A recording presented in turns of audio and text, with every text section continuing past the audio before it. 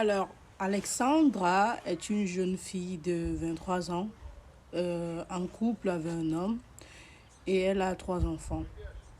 Sa première fille a 2 ans et les deux autres sont jumeaux et ils ont 1 an.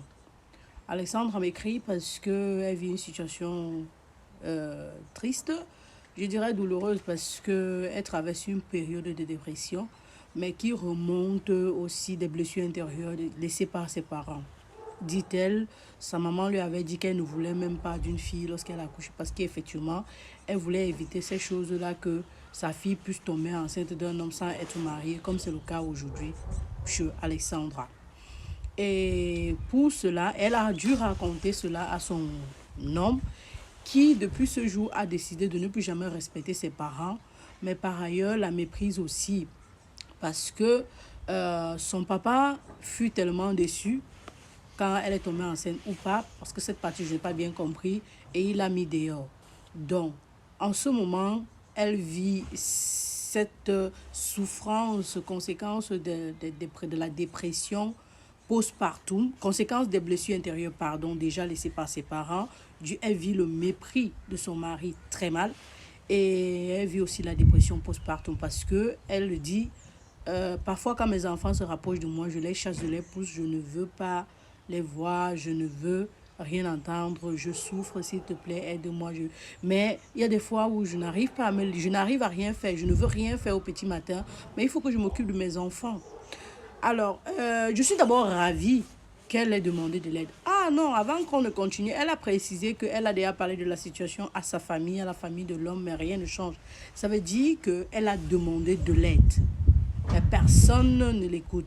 And that is quite normal. Ça veut dire c'est très normal chez nous parce que you are going to ask for help. No one is going to help you. Mais si if you pass away today, everybody is going to pretend like they are very hurt. Ils vont prétendre comme s'ils avaient mal. Pourtant, quand tu étais dans le besoin, ils t'ont pas aidé. Elle précise que son mari l'aide quand il peut.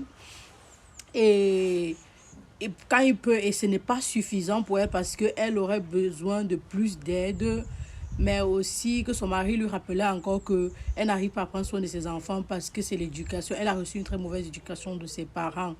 Et surtout, elle souffre tellement de cette situation, mais que faire? Elle voudrait vraiment changer la situation. Alors, moi, je vais te dire, ma chérie, que tu as bien fait de me demander de l'aide. Parce que quand je vais poster ton histoire, certainement d'autres personnes vont venir te consoler et te donner des idées. Et moi, peut-être ma petite contribution va t'aider si tu m'écoutes vraiment, parce que ce n'est pas la première fois que j'ai affaire à cette situation où j'ai eu à aider. Déjà que moi, je suis maman de 3 enfants et je suis aussi seule avec mon mari. Donc, du coup, quelque part, je te comprends déjà parce que je suis maman de 3 enfants, mais aussi parce que je suis professionnelle sanitaire. I know what I mean postpartum depression. Like, tu souffres de la dépression postpartum, ça c'est sans doute cela, parce que quand même tu as eu 3 enfants en l'écart de 2 ans, avec écart, on va dire quoi, quand tu étais enceinte des jumeaux, l'autre enfant n'avait même pas encore 1 an. That's correct, I think so. Maybe not. Mais donc, ce que je veux dire ici, c'est que, ma chérie, tu as fait l'erreur de parler de tes problèmes de famille à ton homme de cette façon. C'est que tu as discrédité ta famille. Même si ta famille, peu importe ce que ta famille est, il faut d'abord protéger, il faut d'abord l'aimer, protéger devant X ou Y, ton mari ou ta femme, il faut toujours protéger sa famille. Pas forcément parce que l'homme va les mépriser ou la femme va les mépriser, mais c'est parce que tu vas vivre ça. Lorsqu'il y aura un problème, on va utiliser ça pour t'insulter. On va penser que non, c'est ce que ta famille, parce que ta famille est comme ça, automatiquement tu l'es. Pourtant, tu ne l'es pas toujours. Pourtant, peut-être tu veux être la meilleure version. Voilà pourquoi tu es venu demander de l'aide, parce que le fait que tu repousses tes enfants, ça ne te plaît pas. Mais tu ne le fais pas de ton plein gré, je peux te le rassurer. Tu ne le fais pas de ton plein gré. Quand on souffre de la dépression postpartum, ce n'est pas qu'on ne choisit pas. C'est pour ça que certains parents arrivent à finir avec leurs enfants. Oui, oui, oui, oui, oui. Certains mettent dans la machine à laver, certains jettent du balcon, certains étouffent. Oui, et c'est normal. Quand tu souffres, tu souffres. Ce n'est pas, je ne veux pas dire que va le faire, mais je veux dire c'est compréhensible en même temps. Parce que quand tu souffres, tu souffres. Ce n'est pas comme si tu peux changer les choses. Tu n'as pas choisi d'être dans cette situation. Mais je vais te dire, ma chérie, tu es une fleur. Tu aimes ma fleur. Et vous savez ce que je dis des fleurs. Une fleur est celle-là qui illumine, qui donne de la vie à un espace ou à un endroit. On utilise les fleurs dans tous les événements, même durant les funérailles. peu importe la couleur. Et vous comprenez donc l'importance d'une fleur, la puissance d'une fleur. Donc dans cette vidéo, je veux d'abord que tu te rappelles de ça. La première chose aussi que la première chose que je vais te donner comme conseil, c'est de t'arranger à ne plus être enceinte. Donc tu vas me chercher à me mettre un stérilet hormonal ou en cuivre pour ne plus être enceinte de ce monsieur parce qu'il ne t'a pas épousé. Et avec ces paroles, je ne suis pas sûre qu'il va vouloir t'épouser parce que tu ne t'occupes pas bien de ses enfants ou du moins tu n'es pas la femme qu'il aurait voulu épouser. Mais on va dire merci à Dieu déjà parce que ce monsieur-là, il est responsable. Malgré ça, il s'occupe de ses enfants. Il ne t'a pas abandonné. Il sait que ta famille t'a humilié, t'a abandonné. Mais jusque-là, il ne t'a pas abandonné. Ça veut dire qu'il a quand même de bonnes intentions. On va saluer cela. On va aussi saluer le fait qu'il t'aide déjà à la maison. C'est peut-être petit, mais il faut chérir le peu d'aide qu'il te donne et faire avec. Donc, tu vas t'arranger à ne plus être enceinte.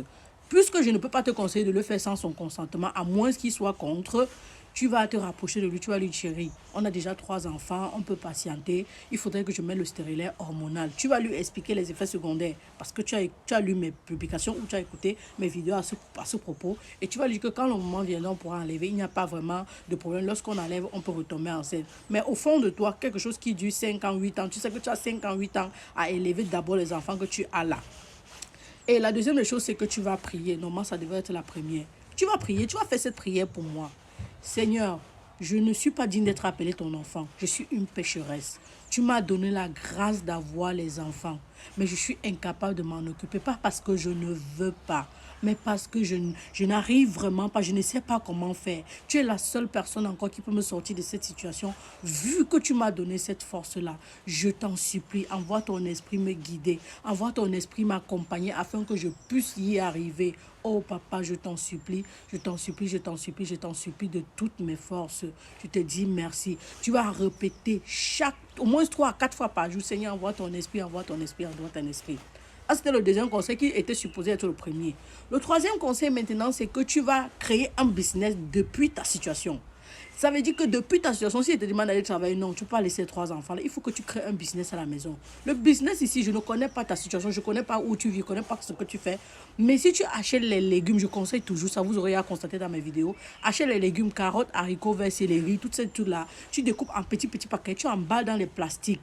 Tu déposes devant ta maison ou tu pars dans le quartier, tu proposes, tu prends tes enfants, tu mets dans la poussette, tu pars avec, tu proposes à tes voisines et tu colles un papier, tu colles devant ta barrière ou devant ta maison que c'est disponible. Comme ça, les gens vont venir acheter.